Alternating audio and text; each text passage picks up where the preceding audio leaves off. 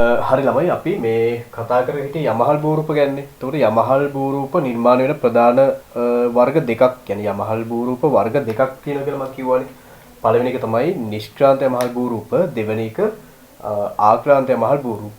එතකොට ළමයි නිෂ්ක්‍රාන්ත යමහල් භූරූප නිර්මාණය වෙන්නේ මෙන්න මෙහෙමයි. නිෂ්ක්‍රාන්ත යමහල් භූරූප කියලා කියන්නේ ළමයි පෘථුවිය අභ්‍යන්තරයේ තියෙන මැග්මා විදාරණය වෙලා පෘථුවි මතු පිටට ඇවිල්ලා සිසිල් වෙලා ඝන වෙලා නිර්මාණය වෙන භූරූප වලට තමයි අපි කියන්නේ නිෂ්ක්‍රාන්ත යමහල් භූරූප කියලා. එතකොට මේ නිෂ්ක්‍රාන්ත යමහල් භූරූප වර්ග ගොඩක් ගැන අධ්‍යයනය කරන්න තියෙනවා.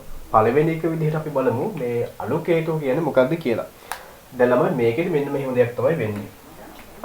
ඔයාලා ඉස්සරම් මේකෙදි තමයි දැනගන්න ඕන ප්‍රධාන දේ තමයි මැග්මා වල තියෙන සිලිකා ප්‍රතිශතය වැඩි නම් මැග්මා වල උපු ගතිය වැඩි.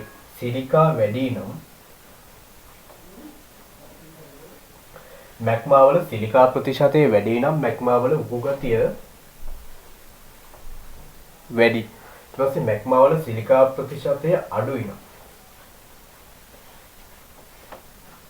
උපු ගතිය අඩුයි. හරිද? මැග්මා වල සිලිකා වැඩි නම් මැග්මා වල උකු ගතිය ගොඩක් වැඩි. මැග්මා වල සිලිකා අඩුයි නම් මැග්මා වල උකු ගතිය ගොඩක් අඩුයි. ළමයි මෙන්න මෙහෙමයි වෙන්නේ යමහලක් විදාරණය වෙද්දී. ඉස්සරම ළමයි යමහලක් විදාරණය වෙද්දී මෙන්න පෘථුවිය අභ්‍යන්තරයේ මැග්මා තියෙනවානේ. මෙන්න මේ මැග්මා ඒ යමහලේ මෞජිත්‍රය ඔස්සේ ඉහළට එනවා. ලොකු පීඩනයකින් තමයි ඉහළට එන්නේ. එතකොට ලොකු පීඩනයකින් වගේම ලොකු වේගයකින් තමයි එන්නේ. එහෙම එනකොට ළමයි මෙන්න මේ මෞජිත්‍රයේ තියෙන කොටස් කැඩෙනවා මෙහෙම.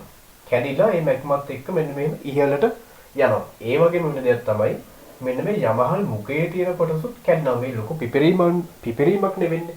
එහෙම පිපිරීමක් වෙනකොට මෙන්න මේ යමහල් මුඛයේ තියෙන කොටසුත් මෙහෙම කැඩෙනවා. හරිද?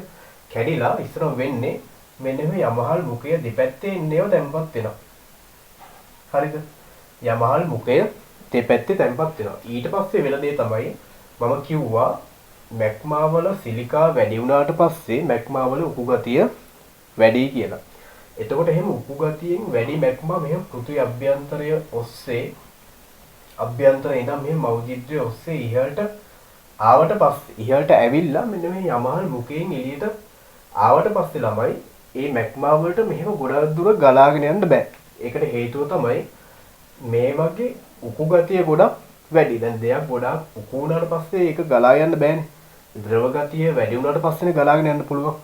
එතකොට මෙහෙම උකු ගතිය වැඩි වුණාට පස්සේ ගලාගෙන යන්න බැරි හින්දා යමහල් මුඛය දෙපැත්තේ තැම්පත් කරනවා. තැම්පත් කළා මෙන්න මෙහෙම අවතල හැඩයෙන් යුක්ත භූරූපයක් නිර්මාණය කරනවා. මෙන්න මෙහෙම අවතල හැඩයෙන් යුක්ත භූරූපයක් නිර්මාණය කරනවා.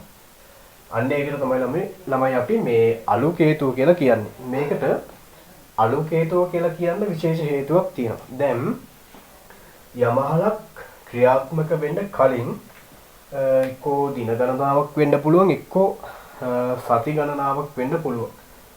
අනතුරු ඇඟවීම් නිකුත් කරනවා. දැන් දුම් පිට වෙන්න පුළුවන් කාලයක් තිස්සේ. දැන් ඔය කෙල්ලෝ ඉන්නේ. කෙල්ලෝ මේ කොල්ලොන්ට බූට් එක තියන්න කලින් අනතුරු ඇඟවීම් කරන්නේ. දැන් අපි මැසේජ් කරද්දී මේ කියන්නේ ඔය කෙල්ලෝ එකපාරම මේ අයියාද මට මැසේජ් කරන්න බෑ. මේ අම්මත් එක්ක තමයි නිදාගන්නේ. එහෙම කියලා කියන්නේ. ඊට පස්සේ මේ මට මගේ පාඩුවේ ඉන්න දෙන්න කියලා එහෙම කියන්නේ. අන්න ඒ වගේ. ඒකට අපි දැනගන්න ඕනේ හරි මට බඩු හම්බෙන්න තමයි යන්නේ කියලා මම දැනගන්න ඕනේ. අන්න ඒ වගේ යමහලකුත් කරන්නේ පුපුරන්න කලින් අනතුරු ඇඟවීම සිද්ධ කරනවා. මොකක්ද අනතුරු ඇඟවීම? මෙන්න මෙහෙම අලු නිකුත් කරනවා. මේ දුම් නිකුත් කරනවා. දුම් සහ අලු දින ගණනාවක් තිස්සේ එක්කෝ මේ සති ගණනාවක් තිස්සේ වෙන්න පුළුවන්.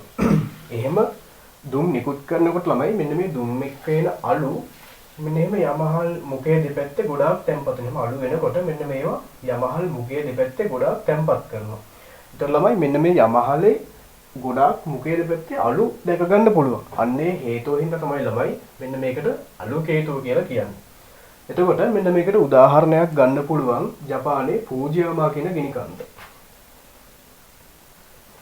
ෆූජියාමා කියන ගිනි කන්ද ඔයාලා මේ ඩවුන්ලෝඩ් කරන හරි ෆොටෝ එකක් බලන්න මේ මෙන්න මේ හැඩයෙන් තමයි තියෙන්නේ. කියන්නේ අවතල හැඩයකින් තමයි තියෙන්නේ. එතකොට මේ අලුකේතුව කියන එක පැහැදිලි නේද? ඔයාලට මේක මොකක් හරි දෙයක් අපහැරලා chat එකට දාන්න බලන්න.